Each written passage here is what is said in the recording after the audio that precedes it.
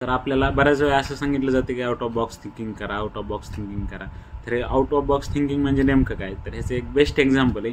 तर मी रिसेंटली एक स्टोरी वाचली, तर स्टोरी स्टॅनफोर्ड बिझनेस स्कूलमधली आहे. तर तिथले प्रोफेसर काय करतात, तिथं जेवढे पण मुलं आहेत त्यांच्या एका बॅचमध्ये, तर त्या मुलांचे 3 ग्रुपमध्ये त्यांना डिवाइड करतात आणि त्यांना 3 गोष्टी भेटणार.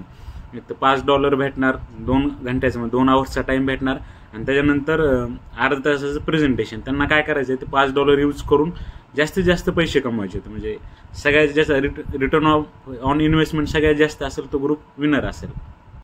तर पहिला ग्रुप काय करते, आपली नॉर्मल जी थिंकिंग असते, $5च्या काही वस्तू विकत घेणार, त्या वस्तू जास्त भावाने विकणार आणि त्याच्यातून पैसे कमवणार. तर 2 घंट्यात ते काही एवढे जास्त पैसे नाहीत कमवू शकत. $5चे जास्तीत जास्त $10 होतील. दुसरा ग्रुप ह्याच्यापेक्षा जरा वेगळा विचार करते. त्यांच्या लक्षात येतं की $5 हे एक डिस्ट्रॅक्शन आहे. ऍक्च्युअली आपल्याकडे जी असणारी गोष्ट आहे ती 2 घंटे. 2 घंट्यात मग त्या ग्रुपचे लोक वेगवेगळे कामं करतात. म्हणजे तिथं ग्रोसरीवर किंवा काही पण असे वेगवेगळे कामं करून पैसे कमवतात. तर ते थोडे डिसेंट अमाऊंट ऑफ मनी कमवतात.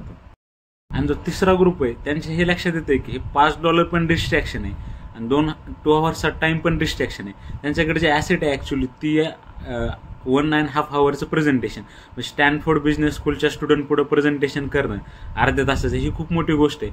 आणि ज्या कंपन्यांना स्टॅनफोर्डचे स्टुडंट रिक्रूट करायचे त्यांच्या कंपन्यामध्ये, तर त्यांना आपण ॲडव्हर्टायझिंगसाठी हा वेळ देऊ शकतो. ते आपल्याला खूप चांगली पे करते त्याच्यासाठी. तिसरा ग्रुप आहे की ॲडव्हर्टायझिंग कंपनीला $1,000 तो अर्ध्या तासाचा स्लॉट विकतात आणि खूप पैसे कमवतात. तर this is out of box thinking.